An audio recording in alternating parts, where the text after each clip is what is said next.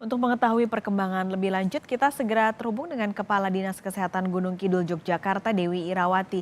Ibu Dewi, selamat siang. Selamat siang, Mbak. Ibu, saya mau mengupdate terlebih dulu sekaligus mengonfirmasi data terkini. Benarkah yang meninggal dunia karena antraks sudah ada 3 orang, Bu? Sebenarnya kami masih mencatat ada satu yang meninggal dunia karena antraks, karena memang diagnosanya dari rumah sakit itu jelas antraks.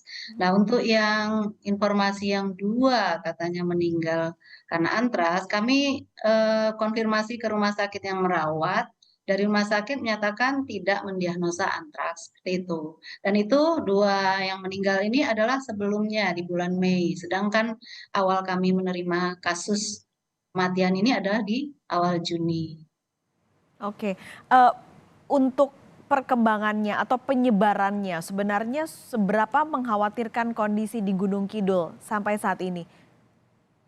Kalau melihat lokasi, sebenarnya lokasi ini terlokalisir di satu dusun, namanya Dusun Jati ya. Hmm.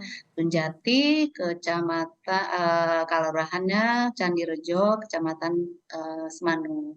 Jadi kalau melihat perkembangannya ini terlokalisir, jadi eh, kami belum menemukan ada di luar gitu ya. Tetapi kami tetap melakukan pemantauan secara terus-menerus yang saat ini kami lakukan minimal paling tidak 2 kali 60 hari.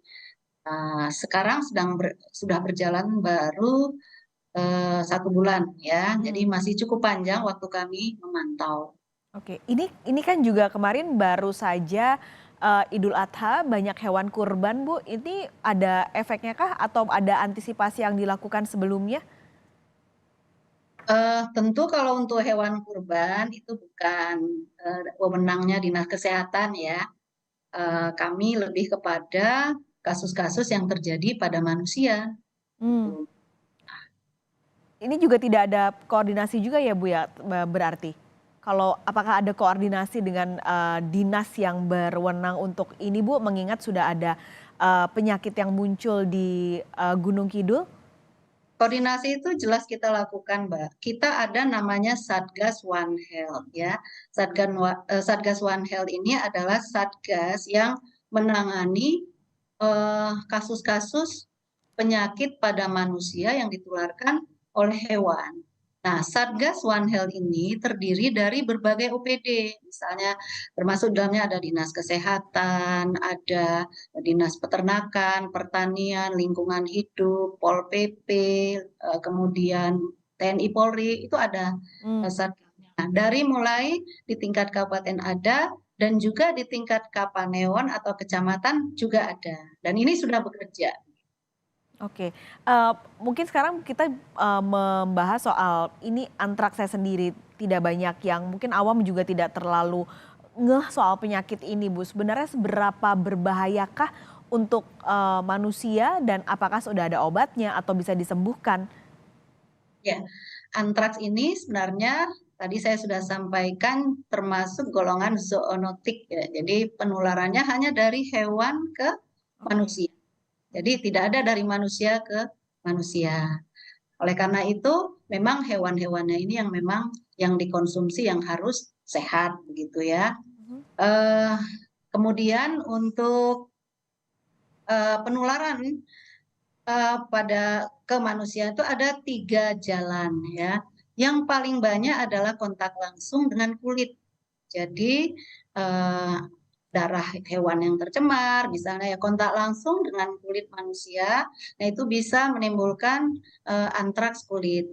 Gejalanya itu seperti koreng, nanti di tengahnya itu ada kehitaman, pinggirannya agak bengkak, nah itu ciri khasnya. Jadi begitu kita pernah melihat luka itu, kita pasti ingat suatu saat melihat lagi, oh itu antraks gitu ya. Mmm. Itu yang kulit. Kemudian yang kedua, kalau kulit hampir 90, lebih dari 90%, 95% tuh antraks yang ditemukan adalah antraks kulit. Nah, kemudian ada cara lain yaitu antraks saluran pencernaan. Nah, itu masuknya karena dikonsumsi.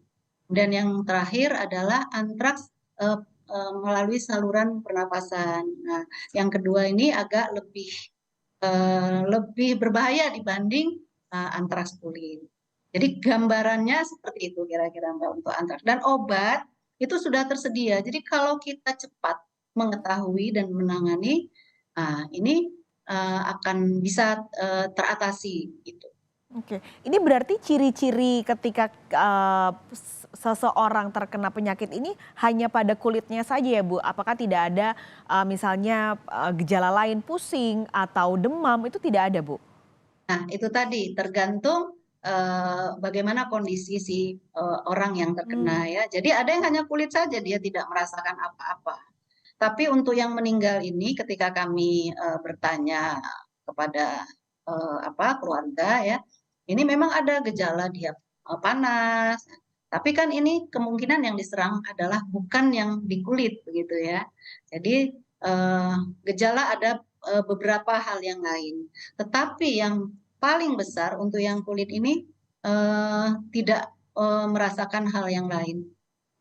oke, ada perbedaannya nggak, Bu? Misalnya ini kan ada, tadi Ibu sebut ciri-cirinya seperti koreng lalu ada kehitaman, itu, untuk membedakan dengan, koreng biasa begitu yang tidak terkena antraks bisa dibedakan berarti, Bu, dengan mata, awam?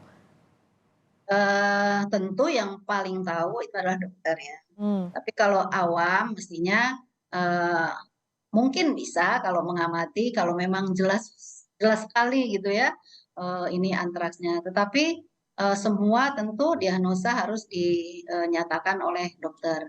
Nah, akan diperkuat lagi apabila diambil sampel darahnya kemudian dikirimkan ke laboratorium, akan terlihat titernya dia positif atau tidak.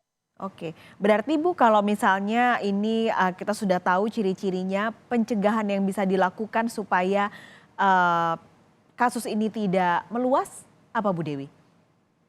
Pencegahannya sudah pasti ya, Mhm. eee, yang pertama kalau mengkonsumsi daging adalah daging dari ternak yang sehat, itu harus.